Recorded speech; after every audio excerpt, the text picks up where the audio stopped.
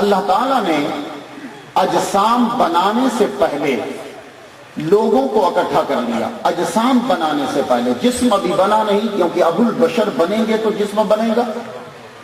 اجسام بنانے سے پہلے اکٹھا کیا تو بہت سے لوگوں کو کیا. اتنا بڑا مجمع تھا کہ اتنا مجمع اب قیامت سے پہلے نہیں ہوگا.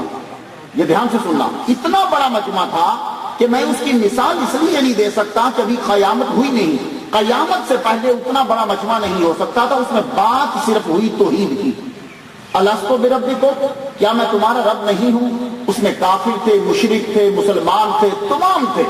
سب نے کہا ہاں تو ہمارا رب ہے. اور سب سے پہلے جو بولے وہ محمد مصطفیٰ صلی اللہ علیہ وسلم کی روح انور بولی، آپ کی روح مبارک بولی.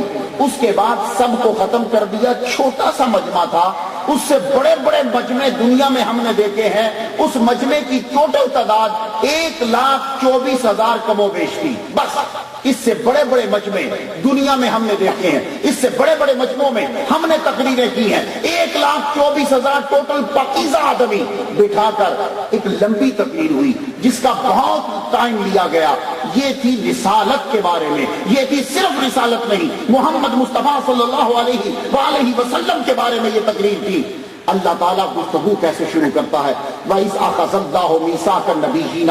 اللہ تعالیٰ نے جب نبیوں سے میثاق لیا، وعدہ نہیں، وعدے ٹوٹ جاتے ہیں. میثاق لیا کہ سنو، جب میں تمہیں کتاب دے دوں اور پھر کتاب کی تشریح دے دوں، پھر اس کے بعد ثُمَّ جَاءَكُمْ رَسُولٌ، پھر رسول آ جائے.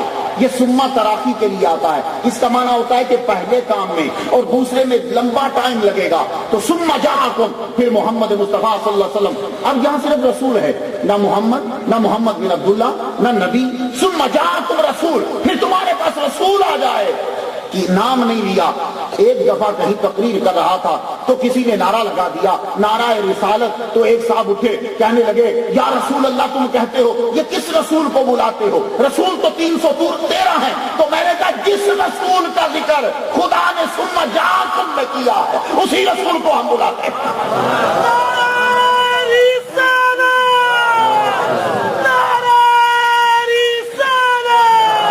یہ رسول جب آ جائیں تو محمد مصطفیٰ صلی اللہ علیہ وسلم آئیں گے تو آتا وہ ہے جو کہیں ہوگا. یوسف رضا گیلانی صاحب تشریف لے آئے، آ گئے. یہ پہلے کہیں تھے تو آتا وہ ہے جو پہلے کہیں ہو.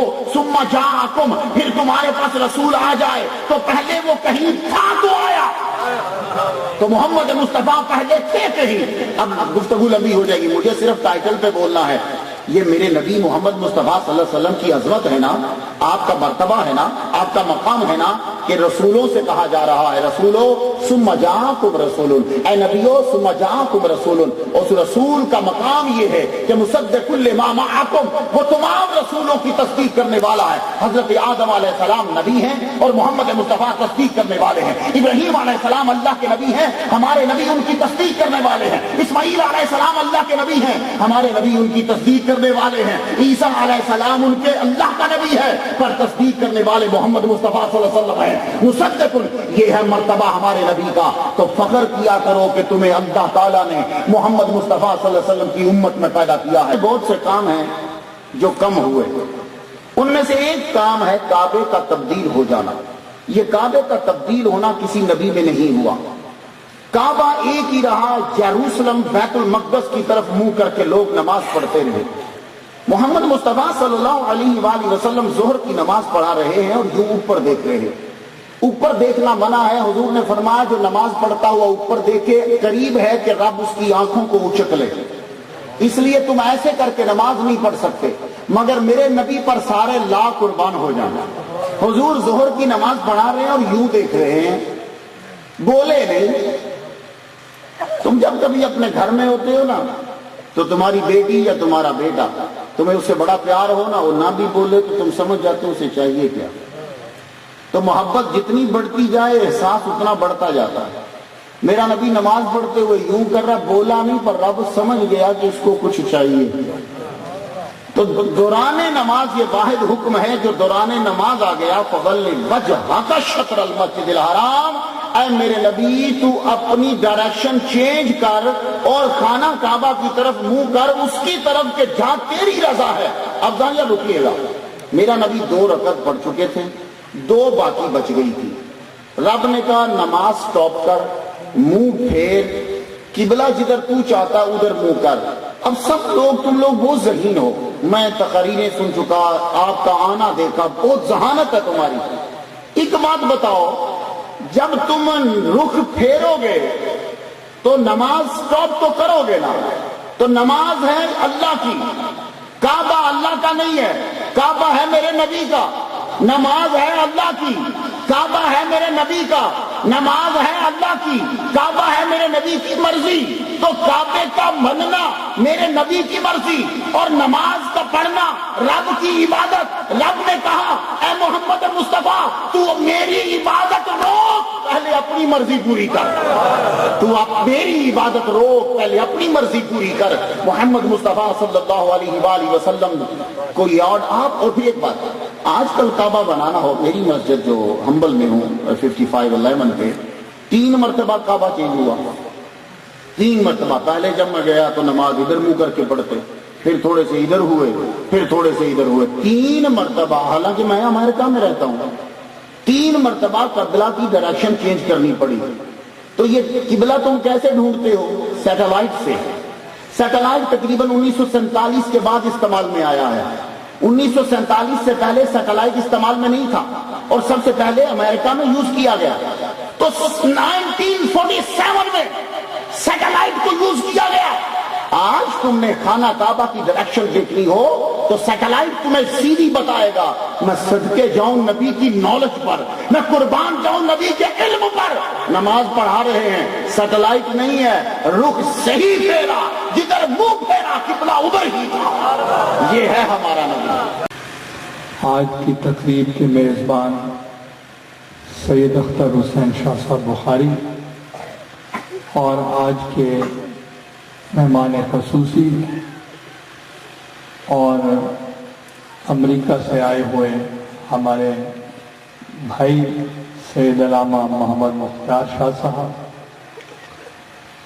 یہاں ہر دل عزیز شخصیت نوابزادہ افتخار احمد خان صاحب, اسٹیج پہ بیٹھے ہوئے اکابرین, معزز حاضرین, اہلیان علاقہ, میرے عزیز دوستوں, بھائیوں, بچوں, السلام علیکم. آج جو محفل میلاد کی تقریب سید اختر حسین شاہ صاحب نے ترتیب دی ہے, میں ان کا بے حد شکریہ ادا کرتا ہوں کہ مجھے یہ موقع فراہم کیا ہے کہ میں حضور کی شان پہ کچھ خیالات سن سکوں اور اپنے خیالات کا اظہار کر سکوں. میرے عزیز دوستو, میں سمجھتا ہوں کہ ایسی بابرکت جو محافل ہیں ان میں شمولیت ہی ایک باعث نجات ہے, اور ہمیں ایسے محفلوں میں شامل ہو کر ضرور ثواب کمانا چاہیے. مگر جب وہاں ان محفل میں تقریر ہو یا حضور کی شان میں جو کلمات ہوں, ہمیں صرف وہ سننا نہیں چاہیے, اس پر عمل کرنا چاہیے. کیونکہ جب تک آپ عمل نہیں کریں گے تو آپ اس پہ صحیح معنوں میں آپ اس کی پیروی نہیں کر سکتے. حضور کا جو نظریہ تھا, ان کی جو نظریہ حیات تھا, وہ عین قرآن تھا. اگر ہم ان کے احکامات کی پیروی کریں گے تو یہ مشکلات کوئی بڑی مشکلات نہیں ہیں. مذہب اسلام کوئی دہشت گردی سے نہیں پھیلا تھا. مذہب اسلام کوئی بندوق کی نوک سے یا تلوار کی نوک سے نہیں پھیلا تھا.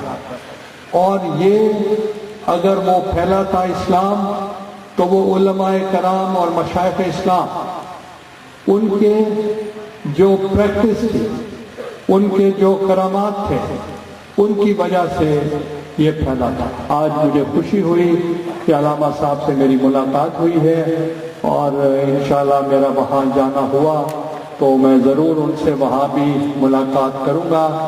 اور انہوں نے اتنا دور دراز علاقے میں آ کر یہاں کہاں امریکہ اور کہاں یہ، تو ان کی وہی غرض تھی حضور پاک کی خوشنودی کے لیے کہ وہ آئے ہیں تاکہ ان کا پیغام آپ تک بھی پہنچائیں.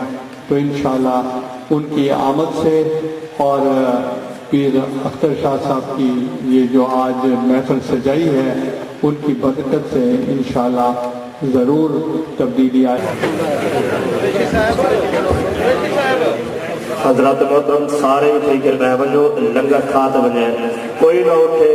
شاہ صاحب کا حکم ہے کہ لنگر پکا پہ تیار ہے انشاءاللہ تعالی نالے کو اسلام کرو. چلو سبحان اللہ. مصطفیٰ جانے رحمہ کے لاکھوں سلام.